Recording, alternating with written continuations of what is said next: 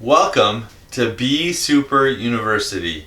Today we are focusing on the DISC behavior model, also known as the science of behaviors.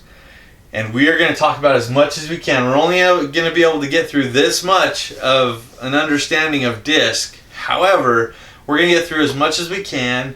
We're going to help you understand why it's important, what are the benefits, how can you utilize the DISC behaviors in your life, personally and professionally, and how can we get you a little further along? How can we make you a little bit better for the people that you interact with on a daily basis? So first off, where does DISC come from? Well, DISC has been around for thousands and thousands of years. We just didn't know that's what it was. In the early 1900s, there was a psychologist. His name was William Marston. And in 1928, he published a book called Behaviors of Normal People. Well, fast forward to today, with the technology and advancements that we've had from then till now, almost 100 years, now with 30 or 40 plus years of really dedicated science on understanding behaviors, we have a way better understanding from this knowledge that was being presented in the form of a book almost 100 years ago. We're to the point today where they actually do brain scans when somebody is taking an assessment to understand where they land on the behavior model, to see what their feelings are, what's their brain thinking when they're answering something positive or answering something that they're really kind of negative against. What does that look like in their brain? They're to that point to really understand a person's behavior. So how interesting and cool is that? So as we are talking today, we're going to go over the model. But first, I want to talk about why is DISC important to you? How can DISC help you personally and professionally? How can DISC be beneficial for you, your team, your organization? What are some of the benefits that come from that? And how can you implement it yourself? So before we go into the benefits, I have a few questions I want to ask you. Have you ever met someone that you didn't like? I'm sure everyone here has met at least one person in your life that you really didn't like. Well, have you ever, or how soon can you tell that you dislike somebody? Sometimes pretty quickly, I think. And then, have you ever been mismanaged? And have you ever met a salesperson that you just didn't like? You couldn't handle, you didn't want to be around them? Let's flip it around a little bit. Have you ever met a salesperson you did like and you really connected with? Did you buy their product? Things to think about. Hopefully you were thinking about your answers as I asked those questions.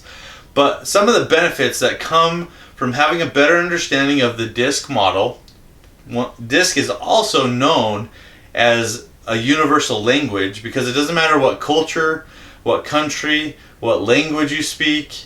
We all have behavior. You've all met people who speak a different language than you, but they still have different. They could either be really excited and really kind of all over the place, but they could also be really cool, calm, and collected. So, as we talk about this is a language that everybody speaks, and we've been speaking this language for thousands of years. A lot of us just don't understand it. So, what are the benefits? Well, DISC helps gain commitment and cooperation. It also helps build effective teams. It helps resolve and prevent conflict. And it helps gain endorsement or influence or credibility. So why is that? How does that even work? Well, there's 3 levels that we're trying to get to when we're talking about DISC. We want to level up. If you've ever played a game where you level up and you get stronger and you get better at whatever you're doing in the game, there's 3 levels within DISC. Level 1 is understanding more about yourself. Understanding your own behavior, how you do the things you do. That's what DISC is answering, is how you do things. What are the behaviors, tendencies that you have when you do things? And so number 1 is understanding yourself. Number 2 is being able to watch the people around you and be able to observe their behaviors and understand their behaviors and understand where they fall on these factors. And number 3, this is the ultimate level that we're all wanting to get to, is getting to a point where you can adapt your own behavior to match the behavior of others around you. So when we look back at these benefits that I just talked about, gaining commitment and cooperation, if you are a leader and you want to get your team on the same page as you, well, you have 5, 10, 15 people on your team? Well, there's only 4 factors. So out of those 15 people, if you can understand these 4 factors, you can understand your entire team. Even if you're not the same behaviorally as those on your team, you can now adapt to be a similar behavior to them. We know that like matches like. And so the same goes with behaviors. If you've come across somebody that you really connect with,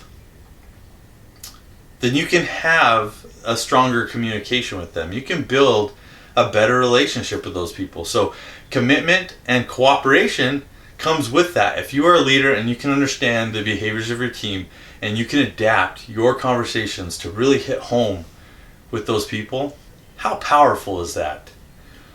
Building effective teams. If you have a team, once again, of 15 people, and all 15 people understand DISC, the universal language, they can all strive to have that more effective communication. They can be building stronger relationships with each other because they can all adapt to the person sitting next to them, who maybe, in DISC, there's opposites. There's always opposites when we're talking about DISC.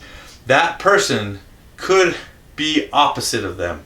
They could be, when we talk about opposites, a lot of times there's some annoyance and some frustration and some conflict that comes with those people that are opposite of us behaviorally. So if I understand the universal language and I can adapt my behavior to be closer to their behavior, how powerful is that? That I can have that better, more effective team environment. Resolving and preventing conflict. It doesn't matter if you're a leader, it doesn't matter if you're in a marriage, it doesn't matter if you're in any kind of relationship. It could be any kind of familiar relationship, parent and child, parent and or child and grandparent. Doesn't matter who they are, friends, doesn't matter who you are. But if you can resolve and prevent conflict with each other because you understand each other's language and you can adapt to that person's language, then you're going to have more powerful interactions with each other. You are going to just have that stronger relationship. And gaining endorsement, influence, credibility in any interaction, right? If you are striving to be the best leader that you can be, DISC is going to help you. DISC is going to elevate your ability to lead because you can really connect with everyone around you, your team members, your peers, your leaders. You can really build that credibility. The deck is stacked in your favor because you can adapt whenever needed to the people around you. One thing to mention though, when you do adapt, have a good understanding that that does cost more energy. That does use more of your energy. So we can adapt, but just be aware that it does use more energy.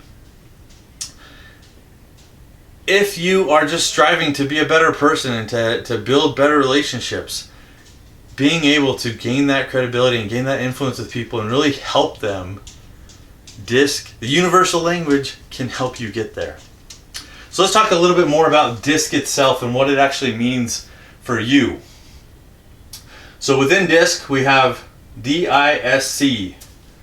D stands for dominant. When we're looking at this factor, we are looking at how you respond to problems and challenges. Okay, where do you land? There's a continuum when we talk about these DISC factors. There's a continuum. We have videos about those, but you land somewhere within that continuum for each of these factors.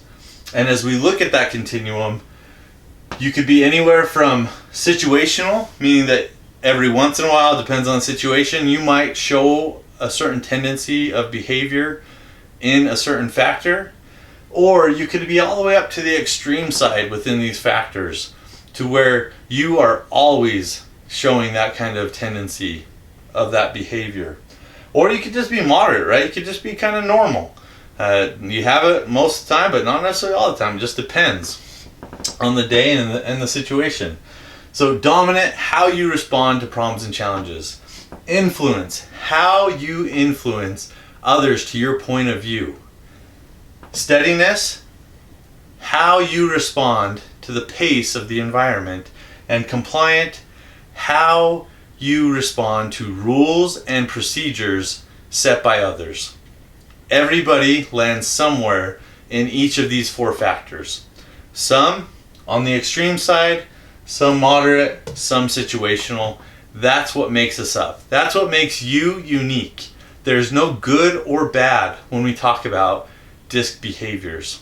You're one or the other. There's no good, there's no bad, there's not one that's better.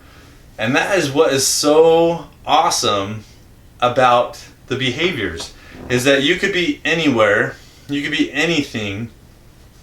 We all have our natural style, but with those three levels we talked about, you can adapt and you can really help in any situation. You can be a superhero in any situation. One of the cool things, an interesting fact about William Marston, is he is the creator of Wonder Woman. Pretty cool. Superheroes, behaviors. That's something I love. Let me give you a quick quote before we finish. If you want to change others, you first must change yourself. That was from Judy Suter. And so think about that. As we talk about behaviors, if you want to change somebody else's behavior, it's annoying or frustrating to you, or it's just not the desired behavior that you or your team wants, if you want to change their behavior, you first need to make a change yourself. Lead by example. Show people how it's done. You can do this. Be Super University works with individuals and organizations to build higher performance, more effective communications, stronger relationships, and stronger team environments. If you have any challenge or problem or issue that you're facing, that you're losing money, that you could give better service, I want to help you. If you would like a free consultation, 30 minutes, to see if we can have a relationship, if there's any way that I can help your team, please click on the email down below. Send me an email. Let's talk about this. Let's set up that consultation and we'll figure out if I can help. If I can't help, let's figure out if I have somebody I can refer you to that can help you better than I can. If you've connected in any way with this video, please click subscribe below. Please share this with your friends, team members, colleagues, organization, leaders, anybody who can benefit from this information. I would love to have them here with us. I would love to have them learning with us. Don't forget, care to share and be somebody's hero.